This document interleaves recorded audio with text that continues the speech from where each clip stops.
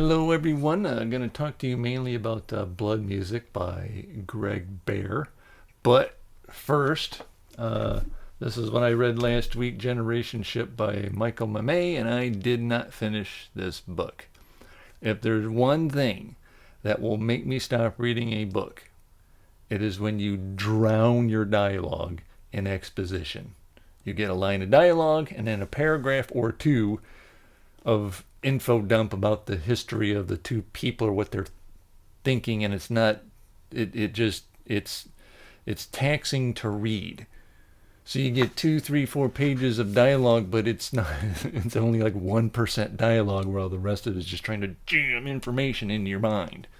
You need to find a new way to info dump or spread it out, or do a little bit at a time, or have a big introduction, or have the character think about it after their conversation is over, that kind of thing.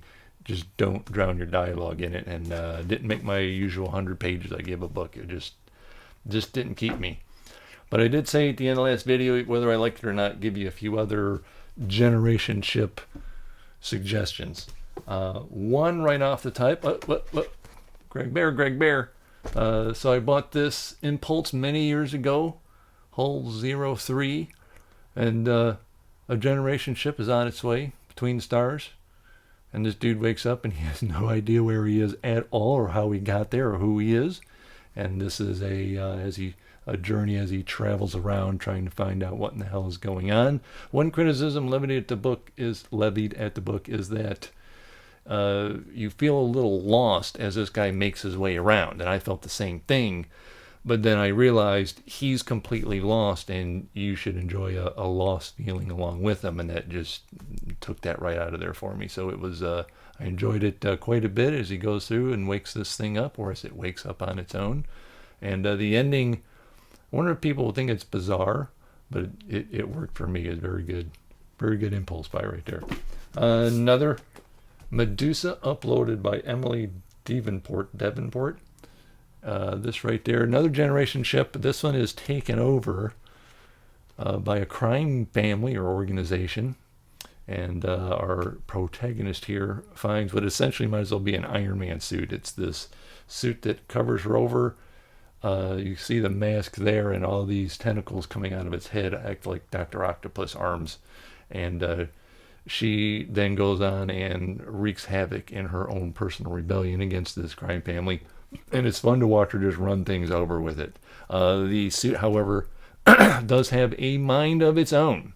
And sometimes they don't always agree, and at least one time they do butt heads. There is a sequel to it.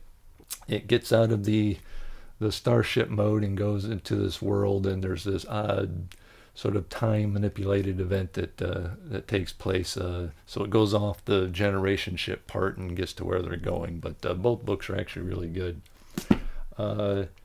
Can't do this without thinking something about Rendezvous with Rama, a classic Arthur C. Clarke book.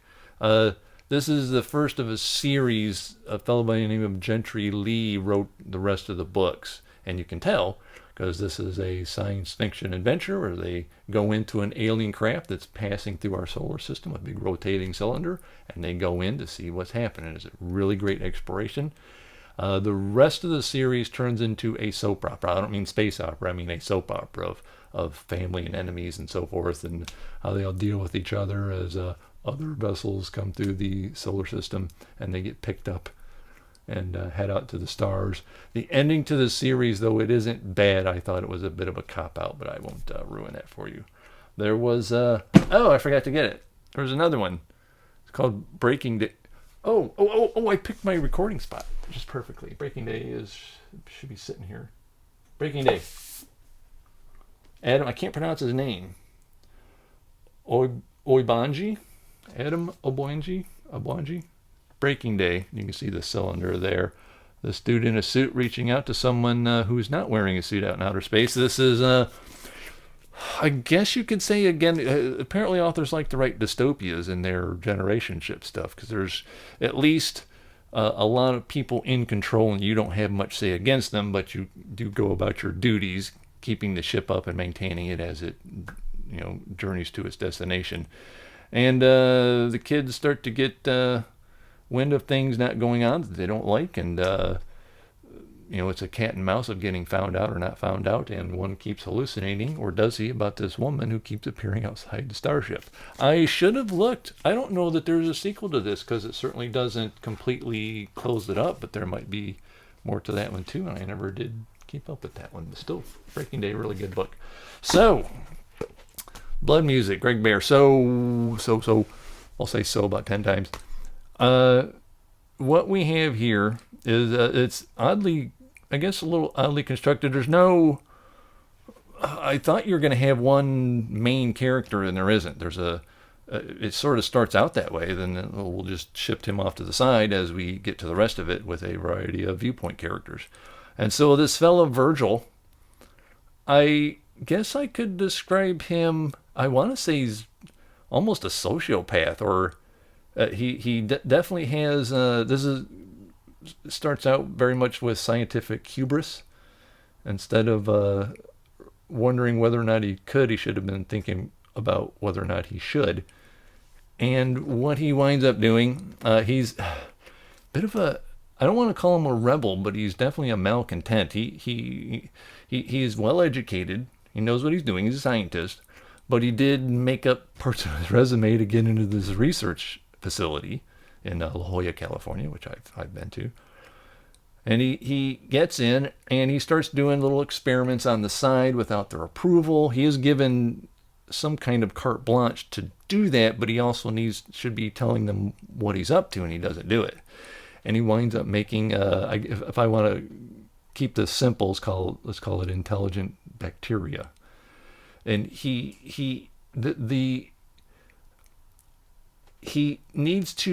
wants to get it out and keep researching on it, but they do find out he was doing something that he shouldn't have been doing.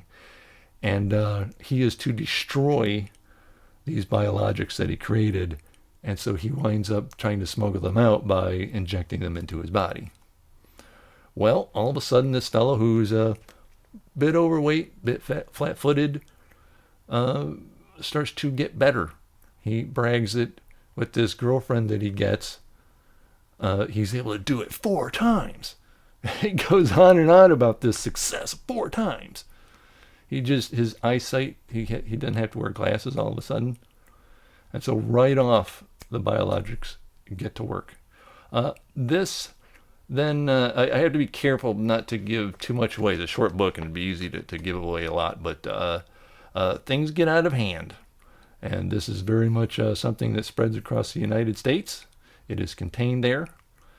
These things, it's interesting when you see things from their point of view, as they literally just inside a single body, they can create a fully functioning society of their own within.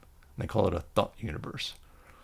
And like I said, he shoved to the side a bit, and then we get into other characters and what they experience when this takeover begins. Some people are not infected. There was almost the Last of Us vibe to it, as a kind of a part apocalypse begins here. In other countries, one fellow, he's been infected, but he gets himself isolated away, and we see his view as they start to grow and mature and get more intelligent and conscious inside his body. He's able to communicate with them as they start to learn language better, and things like being able to make millions of copies of you inside your own body, and therefore outside, in the outside world, it can be the same, only we're talking about a continent-sized. It's more of a heart, not quite a group mind. There seems to be some, but not as much as one would wish. And so there is resistance to simply being absorbed into this by some. We go into it. Essentially, it's a form of uploading that I would think is actually possible, because in a lot of science fiction that features uploading, somehow they're supposed to separate you from your brain. To my knowledge, consciousness, as we understand it, isn't going to exist off our brain. And so I don't know how you do that in the first place, and even if you somehow could, is it going to be the original you when you get there to the new substrate? So in this, they just absorb all of you. And so you become part of this vast biological organism, and that's how they upload here. And then once you get there, you can do whatever you want. You have tasks that you have to perform. There are hierarchies, but when you're not doing that, it's like you have a job. Once you're not doing that, do whatever you want. Think whatever you want. Revise your memories or relive your memories or do alternate memories just to see what they're like.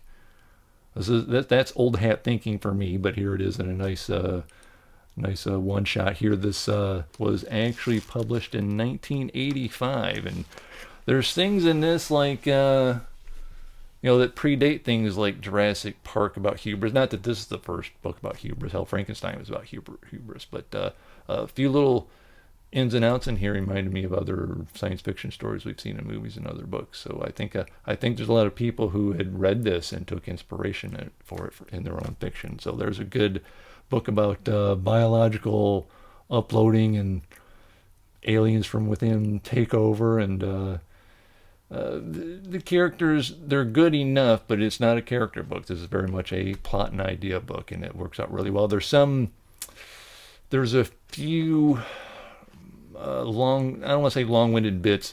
I don't think he does it too much, but there's technical talk talked about in this book by this fellow as he tries to explain it to others, and I basically understood it, but I couldn't repeat it back to you. I couldn't teach a biology class, for goodness sakes, but I wouldn't let that worry you too much if you decide to dive into that. Good stuff by Craig Bear. Up next, Adrian Tchaikovsky, Alien Clay. I've heard nothing but good stuff about this book here. On the distant world of Kiln lie the ruins of an alien civilization. It's the greatest discovery in humanity's spacefaring history, and it's most mysterious. Professor Artin Daghdeb Dagev has always wanted to study alien life up close. Now his wishes have become reality in the worst way. His political activism sees him exiled from Earth to Kiln's extrasolar labor camp. There he's condemned to work under an alien sky until he dies. Kiln boasts a ravenous, chaotic ecosystem like nothing seen on Earth. The monstrous alien life is not welcoming to humanity, and Artin will risk death daily if the camp's oppressive regime doesn't kill him first. But if Artin can somehow escape both fates, he will discover that the world of Kiln holds a wondrous, terrible secret, a secret that will redefine life and intelligence as he knows it, and it might just set him free. Right there reminds me of something you can watch on Netflix right now called A Scavenger's Reign. If you ever heard of the artist Mobius, it literally looks like an animated version of his art, and it is invasive biology, and that's what that sounds like there. So Alien K by Adrian Tchaikovsky coming up next. That's it. Got a new book coming out tomorrow, and a final of the trilogy. I'm going to have to try to get that. It won't be my next book. I'm not sure yet, but I got more stuff on the way. Thank you very much. That's it. Enjoy your holiday weekend. Bye-bye now. See ya.